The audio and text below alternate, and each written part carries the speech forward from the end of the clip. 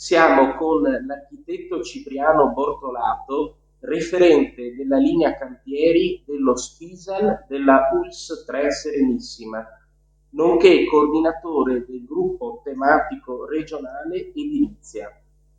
Architetto, che cos'è lo SPISAL e in che cosa consiste la sua attività?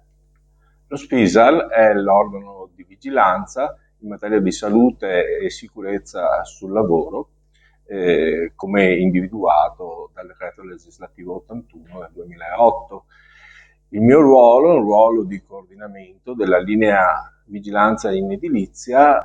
all'interno della mia ASL, del mio SPISAL, e quindi di individuazione e di organizzazione dell'azione di vigilanza e controllo nei cantieri temporanei e mobili. Quale ruolo avete ogni giorno e che contributo date per la sicurezza sul lavoro? Direi che c'è un ruolo primario dal punto di vista istituzionale, ovvero quello della vigilanza, quindi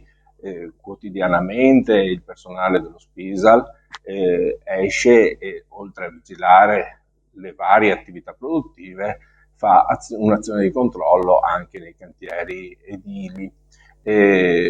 Ma l'azione dello SPISAL non si ferma e quindi non si limita alla sola vigilanza, ma c'è un'attività legata alla prevenzione in senso più ampio,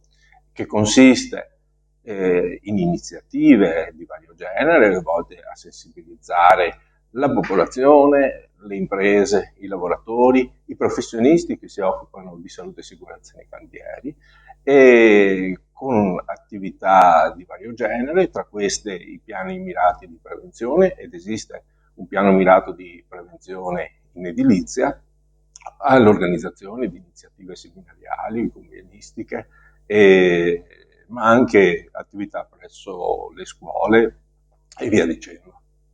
Purtroppo ci sono ancora troppi incidenti sul lavoro. Quanto è importante la collaborazione tra le istituzioni e le parti sociali? Gli incidenti sul lavoro, gli infortuni sul lavoro, sono determinati da una molteplicità di fattori che e in questo senso il governo di queste dinamiche non può fare riferimento esclusivamente agli organi di controllo. Si tratta di attivare tutte quelle possibilità che risiedono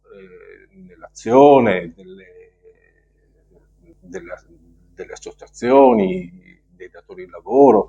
delle parti sociali in generale, quindi anche delle rappresentanze sindacali e di tutti quei soggetti che comunque sono coinvolti nel processo costruttivo che porta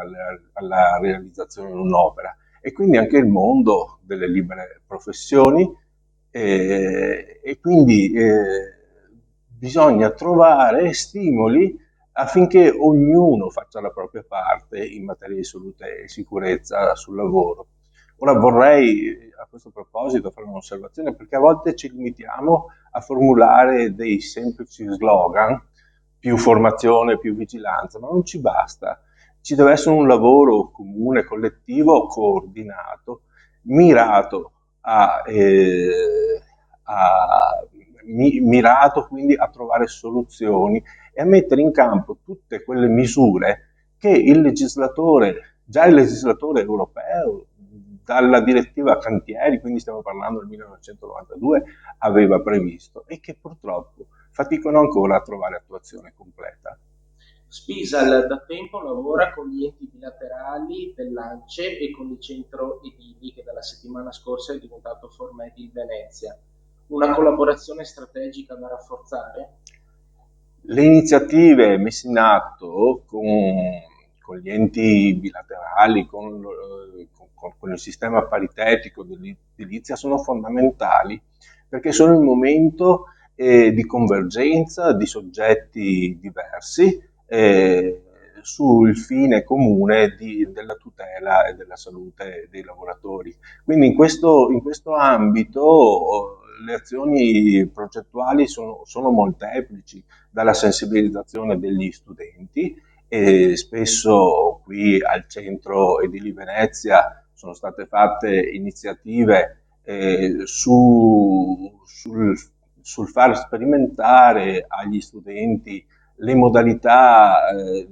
operative in sicurezza con l'uso di adeguati DP e di adeguate procedure. C'è stata anche un'iniziativa congiunta tra Spisal e l'ente bilaterale volta a mettere a punto un progetto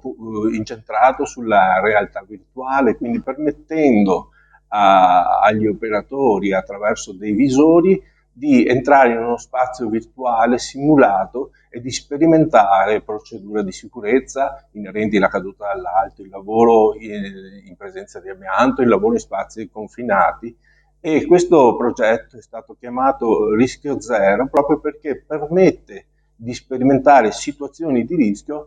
in realtà in assenza di rischio. Vorrei sottolineare in questo senso che la componente ludica di questo progetto ha permesso anche agli studenti a livello universitario, a livello di istituti tecnici superiori, di sperimentare questioni che hanno a che fare con la sicurezza e di comprendere che ai temi della presenza di un pericolo o di un rischio c'è una soluzione che può essere percorsa. Per concludere, quale lavoro dunque mettere in campo sui vari territori, con tutti i soggetti che sono preposti alla vigilanza, affinché questa piaga degli infortuni sul lavoro e soprattutto delle cosiddette morti bianche vengano contrastate? Direi che lo strumento principale tra i vari che abbiamo messo a punto a livello regionale, quella della costituzione di un gruppo tematico che raduna le parti sociali, raduna i professionisti della sicurezza e fa convergere rappresentanze dello SPISA di tutto il territorio regionale con iniziative che puntano proprio ad individuare strumenti comuni e condivisi per arginare il fenomeno infortunistico nel cantiere.